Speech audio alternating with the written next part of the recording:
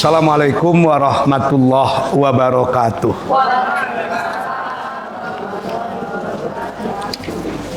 Alhamdulillahilladzi anzala sakinata fi qulubil mu'minin. Asyhadu an la ilaha illallah wa asyhadu anna Muhammadan abduhu wa rasuluh la nabiyya ba'dah. Allahumma shalli ala Muhammad wa ala ali Muhammad.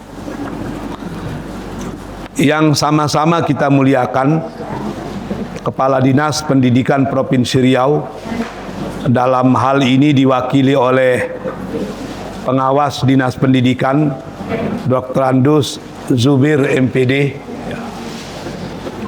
Saya selalu berdoa agar orang yang sering mewakili kepala dinas suatu saat menjadi kepala dinas.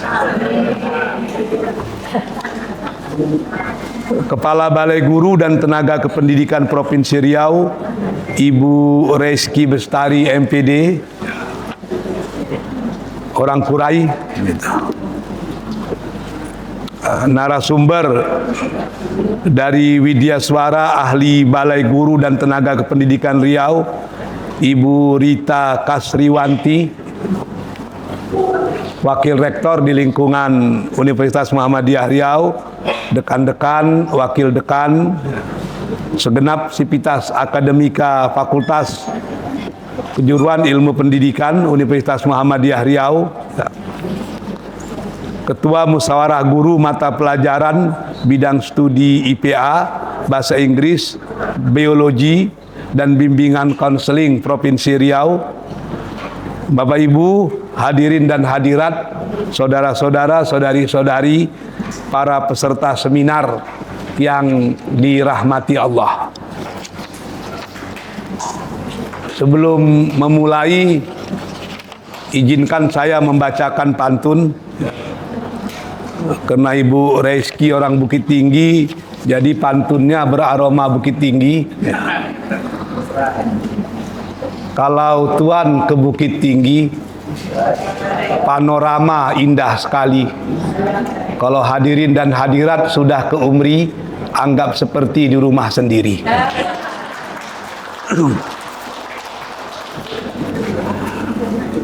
Deep learning, ya, sebetulnya bukan sesuatu yang baru.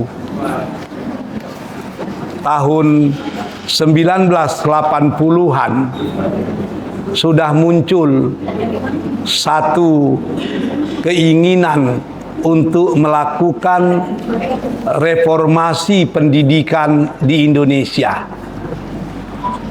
yang menggunakan pendekatan yang multi aspek dan hasil yang multiguna. Seperti kata Pak Zubir kemarin tadi, muncullah konsep perubahan dari pedagogik ke andragogik. Muncul lagi CBSA, cara belajar siswa aktif. Lalu ditukar CBSA menjadi cara belajar semua aktif, macam-macam itu. Hari ini dengan kemajuan AI, Artificial Intelligence, Deep Learning itu kembali dimunculkan. Karena sarana dan prasarananya sudah serba cukup.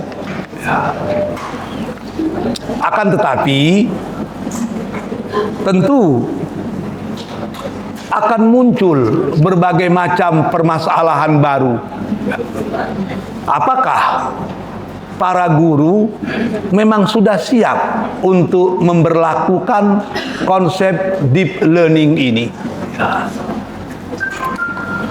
Dalam salah satu pertemuan di Yogyakarta, Menteri Pendidikan Tinggi itu mengeluh. Dia mengumpulkan para CEO dari berbagai macam perusahaan besar.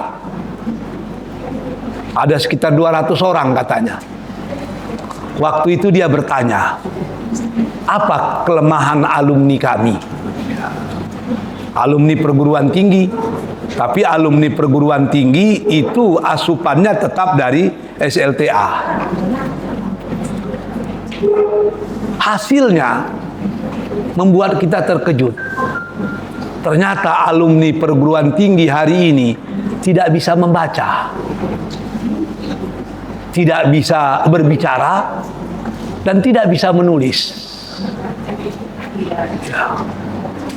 Membaca di sini tentu seperti konsep Pak Zubir tadi, membaca secara sistematis dan struktur, sehingga dia paham ide dari setiap paragraf yang dibacanya.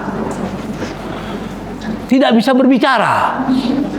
Berbicara secara sistematis, logis, ya, dan universalis seperti kaedah-kaedah ilmu pengetahuan. Anak muda kita lebih banyak bergosip dan meracau. Tidak bisa menulis, dan tulisannya selalu tidak sistematis, karena hanya terbiasa menulis WhatsApp saja.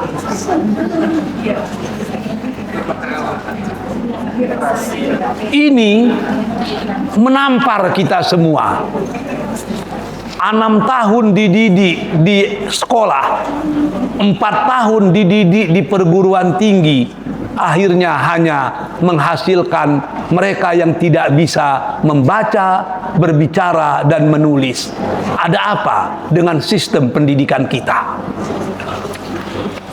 Maka deep learning dimunculkan.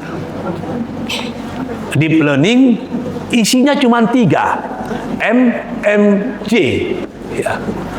Mindful learning, meaningful learning, and joyful learning. Ya.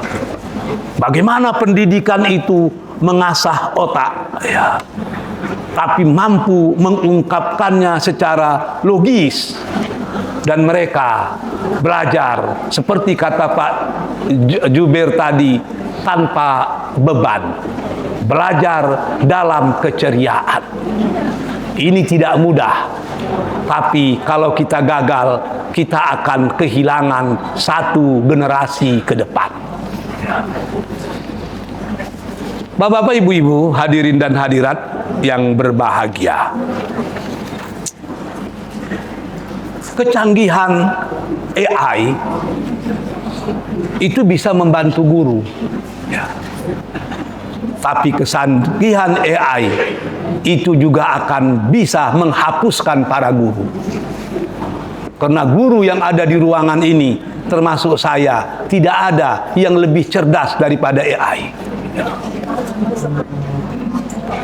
Makanya menurut laporan tahun 2030 ada 500 juta orang yang akan kehilangan pekerjaan, termasuk guru dan dosen. Karena segala sesuatu sudah bisa ditanyakan ke AI. Bahkan di Jepang, yang mereka sudah sampai kepada Society 5.0, itu sudah sampai ke level yang menakutkan. Dokternya robot, sehingga ada jurusan robotic medicine. Bahkan banyak para lelaki lebih suka menikah dengan robot daripada dengan perempuan. Alasannya, istri robot itu lebih kalem dan tidak menyusahkan dibandingkan istri perempuan.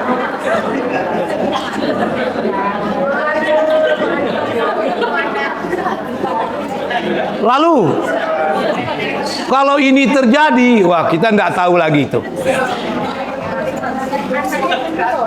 Saya pernah diminta, tadi ada yang ngomong anaknya robot. Sekarang, Bu, orang tidak perlu anak lagi. Saya ke Taipei kemarin, beberapa waktu yang lalu saya ke Taiwan, ya. Jumlah orang yang mati di Taiwan itu lebih banyak dari jumlah orang yang lahir. Bagi pasangan-pasangan di Taiwan, life just for fun. Hidup ini untuk senang-senang. Mereka lebih suka pelihara anak kucing daripada memelihara anak orang, ya. Dan itu tidak terjadi di Bukit Tinggi, Bu. Ibu-ibu dan bapak-bapak yang dirahmati Allah. Lalu bagaimana? agar kemajuan IT, Science and Technology tidak menggerus peran dosen, peran guru. Apa yang mesti kita lakukan? Jawabannya, guru itu harus kembali ke asal mula tujuan dia diadakan. Tujuan guru diadakan itu apa? Sesuai dengan namanya, guru. Gu artinya dark, ru artinya cahaya, ya. Gu artinya zulumat, ru artinya nur. Maka guru itu adalah sosok yang mengeluarkan manusia dari kegelapan menuju cahaya. Itu yang guru. Ya. Saya ketika diminta ceramah di depan PGRI di Kwansing, dari sekian banyak guru, ketika saya tanya, guru itu bahasa apa dan apa artinya? Hanya 2 orang yang bisa menjawab. Kalau kita jadi guru, nggak tahu kita arti guru, nah itu kan sakit perut kita dibuatnya itu. Jadi, kalau guru kepingin posisinya tidak akan bisa digantikan oleh teknologi apapun, dia harus kembali ke asalnya. Guru tidak sekedar melakukan transformation of knowledge, transformation of technology, akan tetapi yang paling penting, guru harus bisa melakukan transformation of experience and transformation of values. Sebab teknologi tidak bisa menggantikan peralihan atau penjabaran nilai-nilai moral, nilai-nilai etika. Itu tidak bisa teknologi.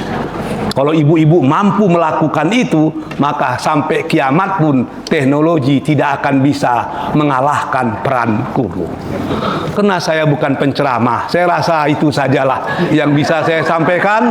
Semoga seminar ini akan memberikan manfaat dan kami menjadi pihak yang paling bangga melayani bapak-bapak di sini. Sebab ibu saya guru dan saya berani menyatakan tanpa guru siapalah kita. Wabillahi taufiq wal hidayah. Wassalamualaikum warahmatullahi wabarakatuh.